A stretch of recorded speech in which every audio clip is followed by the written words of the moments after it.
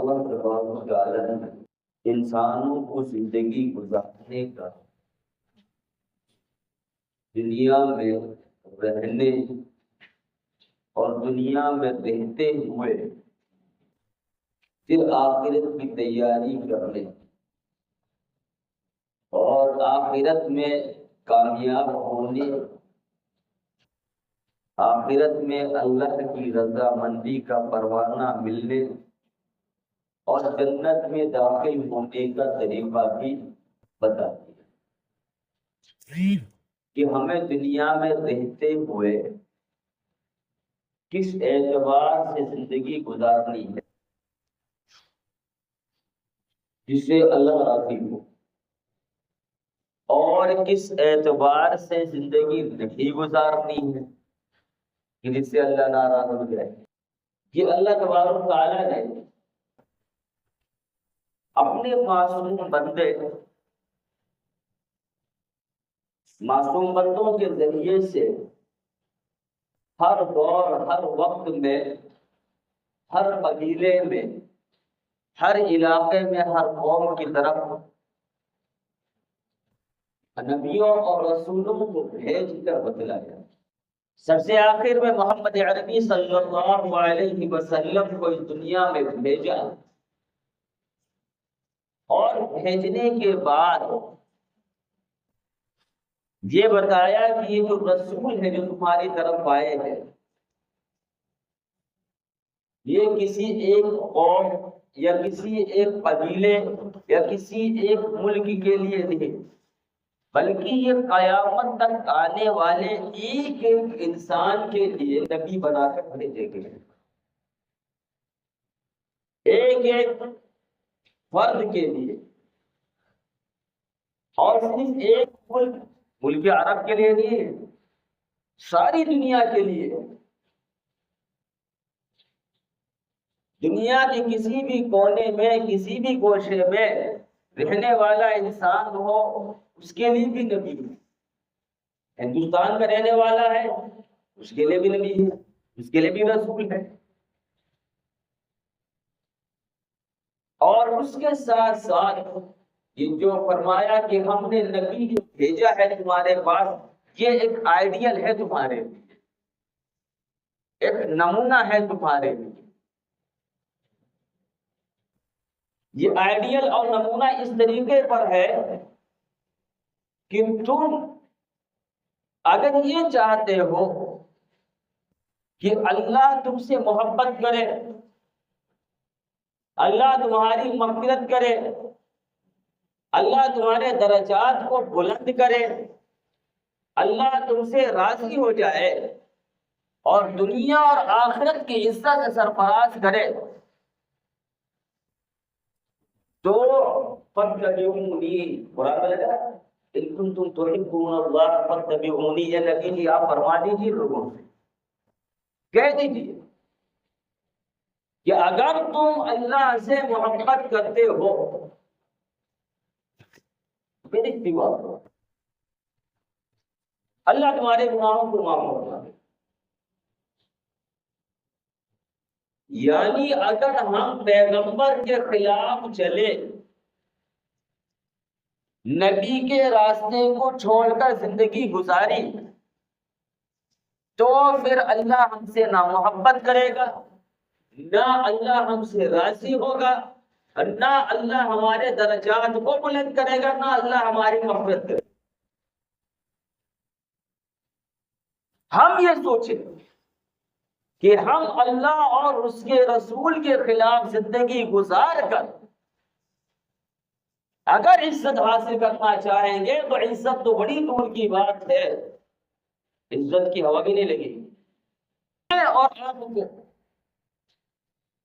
یہ چاہیے کہ ہم اپنی پوری زندگی اللہ، اس کے رسول کے احکام کے مطابق، شریعت کے مطابق گزارے۔ اگر اللہ، اس کے رسول، اس کی شریعت، اس کی کتاب، اس کی مرضی کے بغیر اگر ہم نے زندگی نہیں گزاری تو یاد رکھنا ہم دنیا میں ذلیل و رسوا ہیں، ہم دنیا میں پریشان ہیں۔ تو یہ ایک وقتی پریشانی ہے، اس اعتبار سے کہ ہم جب تک پریشان ہیں، جب تک کہ ہم دنیا کے اندر باحیات ہیں، لیکن جو عبد الآباد کی زندگی ہے، ہمیشہ ہمیش کی زندگی، جو آخرت کی زندگی ہے، وہاں پر ہم پھنس جائیں گے۔ اگر وہاں پھنسے پھر کیا ہوگا؟ جہنم میں پڑے رہیں گے، کتنے سال پڑے رہیں گے کوئی پتہ نہیں، کب نکلنا ہوگا کوئی پتہ نہیں۔ اس کی چھوٹی سی مثال بتاتا ہوں آپ کو۔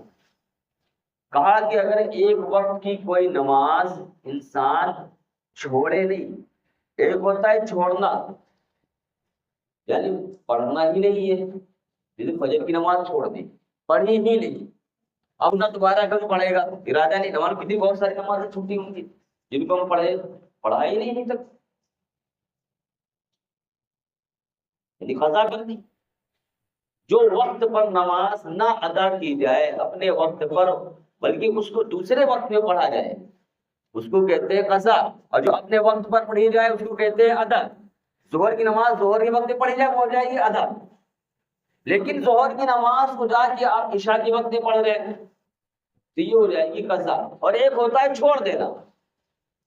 تو اللہ نے فرمایا کہ اگر کوئی انسان ایک وقت کی نماز قضا کر دے، وہ بعد میں پڑھ بھی لے، قضا کا مطلب یہی ہے کہ ہم نے ظہر کی نماز کو ظہر کے وقت میں نہیں پڑھا، بلکہ اس کو جا کے عشاء کے وقت میں پڑھا، یا دوسرے دن جا کے ہم نے اس کو پڑھا، لیکن پڑھ لیا، یہ نہیں بالکل چھوڑ دیا، پڑھ لیا، تو اس قضا کرنے کی وجہ سے ایک حکم جہنم میں جلے گا۔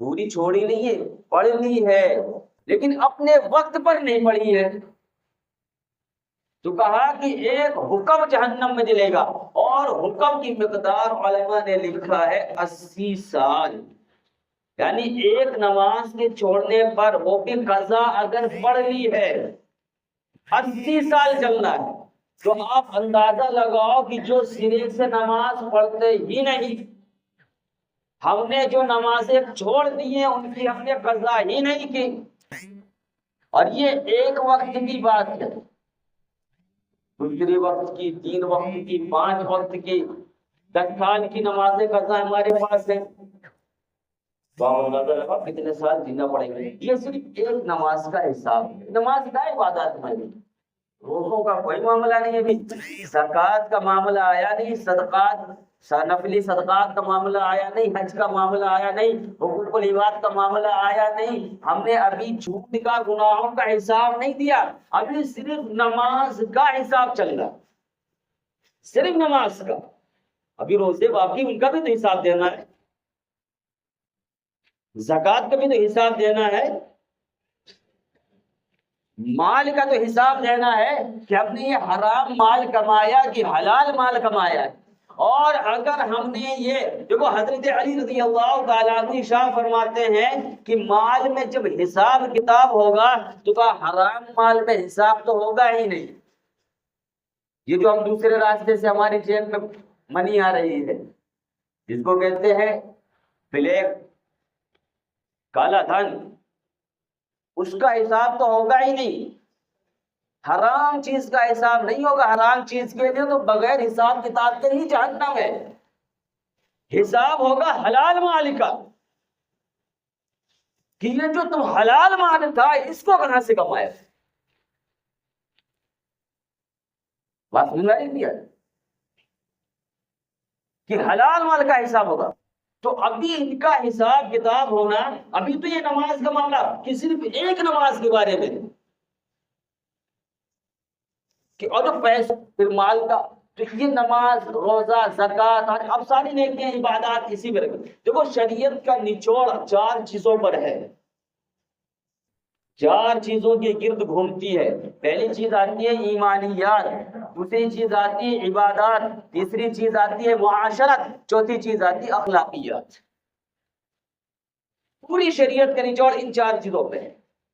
اب ایمانیات میں بہت ساری چیز داخل ہے کہ ہمیں اللہ پر بھی ایمان لانا ہے، اس کے رسول پر بھی، اس کی کتابوں پر، اس کے فرشتوں پر، قیامت کے دن پر، اچھی بری تقدیر پر، مرنے پر، مرنے کے بعد دوبارہ زندہ اٹھائے جانے پر، یہ ساری کی ساری چیزیں ایمان میں آتی ہیں۔ عبادات میں ساری کی ساری چیزیں آتی، نماز، روزہ، حج، زکات، نفلی فرائض سب آتے ہیں۔ معاشرت، کیسے ہم رہتے ہیں سماج میں، مال کہاں سے کمایا، جیسے کہ 4 سوال ہے کہ جب تک انسان ان 4 سوالوں کے جواب نہیں دے گا کہ مال کہاں سے کمایا، کہاں خرچ کیا ہے، صرف اپنے اوپر اڑا دیے، کسی غریب کی مدد بھی کی، صرف اپنی بلڈنگ بنانے میں لگے رہے، کسی یتیم بیوہ بیکس کی مدد کی کہ نہیں کی ہے؟ اس کے بارے میں چھوٹی سی بات بتا رہا ہوں۔ ابھی آج کل میں، کل و پرسوں میں ایک تہوار ہوا ہے، ہمارے میں نہیں ہوا ہے، جو مسلمانوں کا تہوار ہو، غیر مسلموں کا تہوار ہوا، تو انہوں نے اپنے تہوار کو جتنا انجوائے کیا ہے اس کا آدھا سے زیادہ انجوائے ہمارے مسلمان بھائیوں نے کیا ہے۔ اور اگر تم کسی سے کہہ دو تو تم برے ہو۔ اس کی چھوٹی سی مثال ہوتا ہوں، جتنے پٹاخے انہوں نے دگائے ہیں اس سے زیادہ پٹاخے مسلمان کے اولادوں نے دگائے ہیں۔ جتنی پھلجھڑیاں انہوں نے چھوڑی ہوں گی اس سے کہیں زیادہ مسلمانوں کی اولاد نے چھوڑی ہے پھلجھڑیاں۔ اگر پاس چلے تو مسجد میں لا کے دگا دے، گھروں میں لا کے داغ دے۔ آپ اندازہ لگاؤ، آپ نے محبت میں، آپ کی 4 اولادیں ہیں، 4 اولاد کی محبت ہے، 50-50 روپے کے لیے ہے، 200 روپے۔ اگر میں آپ سے یہ سوال کروں کہ آپ نے کبھی جمعے والے دن 200 روپے مسجد میں ڈالے ہیں، مسجد کے چندے میں، پیٹی میں، یہ بات نہ کوئی بےعزتی فیل ہو رہی ہے۔ کسی یتیم کو دیے، اگر آپ لے کر آئے، اگر خدا نہ خواستہ اللہ نہ کرے آپ کے بچے کا ہاتھ جل جاتا تو آپ کیا کرتے؟ اسی کو کہتے ہیں اپنے پیسوں میں، اپنی دولت میں آگ لگانا۔ پیسے آپ کے، جلانے والے بچے بھی آپ کے، جبکہ آپ کا تہوار نہیں ہے، غیروں کا تہوار ہے۔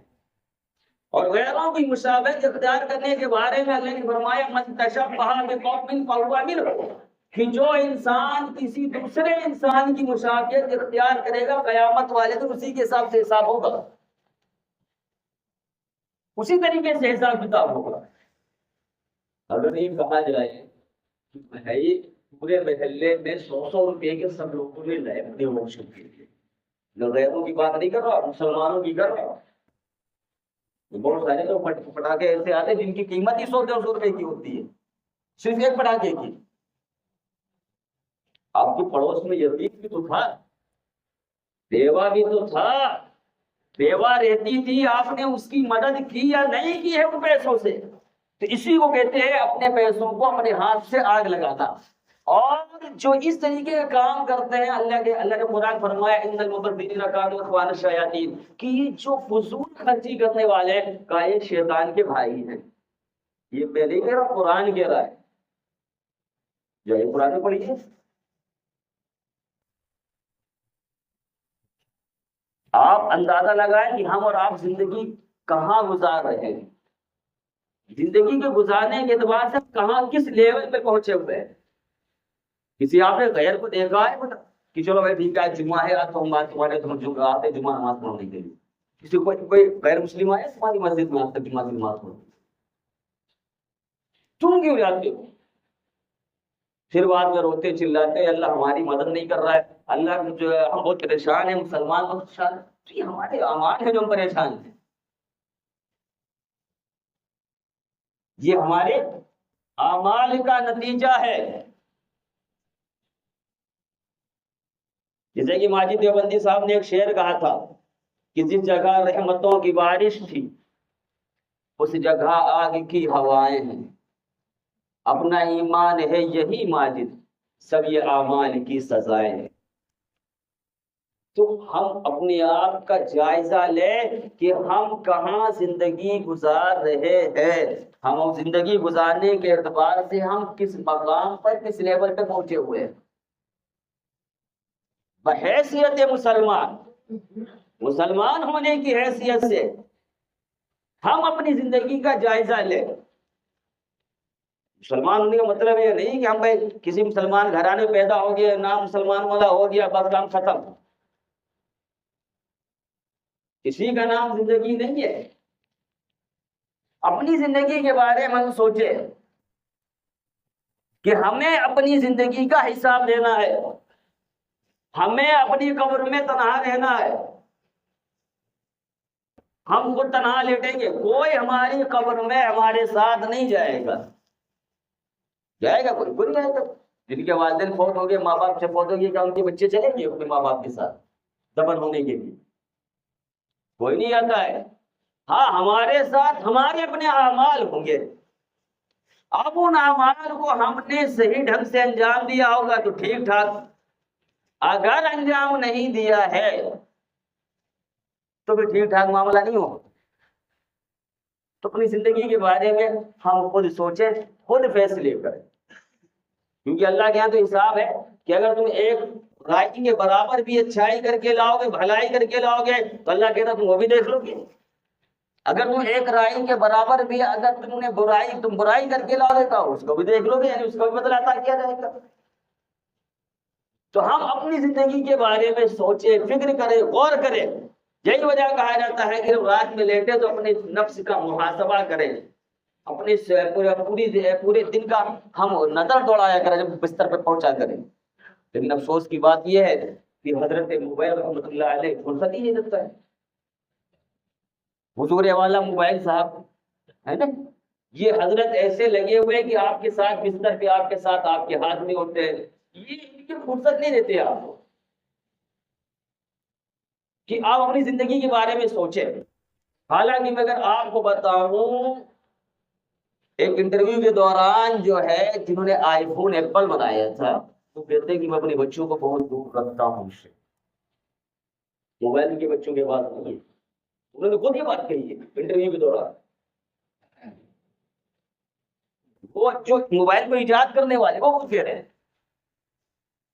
دیکھیے مایا جال ہے، موبائل کا استعمال ہونا چاہیے اپنی ضرورت کے تحت، لیکن سچ پوچھو تو سچ یہ ہے کہ موبائل خود ہمیں استعمال کر رہا ہے، موبائل کو ہم نہیں استعمال کر رہے ہیں۔ فرق ہے لفظوں میں، دھیان رکھنا کہ موبائل کا استعمال ہم خود نہیں کر رہے ہیں، موبائل ہمارا خود استعمال کر رہا ہے۔ ہم سوچتے ہیں کہ یار کوئی ایسا موبائل ملے جس کی بیٹری 24 گھنٹے چلے، کوئی ایسی سم ملے جس کا ڈاٹا ختم نہ ہوتا ہو۔ تو ہم اگر اپنی زندگی کا محاسبہ کرنا چاہیں تو کہتے ہیں رات میں جب لیٹو تو دھیان دیا کرو کہ ہم جب صبح سے جب سے بیدار ہوئے ہیں تب سے لے کر بستر پر آنے تک ہم نے کتنے اچھے اعمال کیے ہیں، کتنے برے اعمال کیے ہیں، اور اس کے لیے ضروری ہے کہ آپ موبائل کو دور رکھو اپنے سے۔ تو ہم بستر پہنچتے ہیں، سوچتے نہیں، کیونکہ ہم جاگتے بھی اگر ہیں، ہماری آنکھ اٹھی تو سب سے پہلی نظر موبائل پہ کتنی پرسنٹ بیٹری ہو گئی، کتنی پرسنٹ بیٹری ہونا باقی ہے، 100% ہوئی کہ نہیں ہوئی ابھی تک، چارج ہوئی کہ نہیں چارج ہوئی، سب سے پہلی نظر اس پر۔ اور آنکھیں بند ہوتی بھی اگر ہماری ہیں تو موبائل میں ہی بند۔ آپ اندازہ لگاؤ، آپ کوئی موبائل میں اسٹوری دیکھ رہے ہیں، مووی دیکھ رہے ہیں یا کوئی ویڈیو کلپ دیکھ رہے ہیں، اگر آپ ویڈیو کلپ دیکھتے دیکھتے آپ کی آنکھ لگ گئی اور خدا نخواستہ اللہ نہ کرے آپ کی آنکھ ہی نہ کھلے، یعنی آپ کی آنکھ بند ہوئی، سیدھے ڈائریکٹ کہاں ملاقات ہوئی؟ فرشتوں سے کہا جو بھائی صاحب دوزخ والے، اور سیدھے ملاقات وہیں ہو رہی پھر عالم برزخ میں۔ یعنی خدا نخواستہ اگر ویڈیو، بہت سارے موبائل حضرات بتاتے ہیں کہ آنکھ لگ گئی، سو گئے، موبائل پوری رات چلتا رہتا ہے، ایسی حالت میں اگر موت آ جائے بتاؤ کیا ہوگا؟ وہی ہوگا جو منظور خدا ہوگا۔ منظور خدا یہی کہ بھائی صاحب بس ان کو لٹاؤ، چائنا والے لے کر آؤ ڈنڈے، یہی چلے گی تو چلے گا۔ یہ غور کرے اپنے بارے میں کہ ہم زندگی کہاں گزار رہے، کس لیول کی زندگی گزار رہے۔ فکر کریں، اپنی زندگی کے بارے میں سوچا کریں گے انشاءاللہ، اپنی زندگی کے بارے میں، اپنی اولادوں کے بارے میں، اپنی بیویوں کے بارے میں، بہنوں کے بارے میں، بیٹیوں کے بارے میں، بچوں کے بارے میں، پڑوسیوں کے بارے میں ہم غور کریں، فکر کریں اپنے ہر ایک چیز کا حساب دینا ہوگا۔ کلکم راعٍ وکلکم مسئول عن رعیتہ، اللہ کے نبی کی حدیث کے الفاظ ہے، ہر آدمی ذمہ دار ہے، ہر آدمی نگہبان ہے، ہر آدمی سے اس کی ذمہ داری کے بارے میں سوال ہوگا، پوچھا جائے گا، اس بارے میں ہم فکر کریں۔ اللہ تعالیٰ کے لیے اس میں زیادہ عمل کرنے کی توفیق عطا فرمائے۔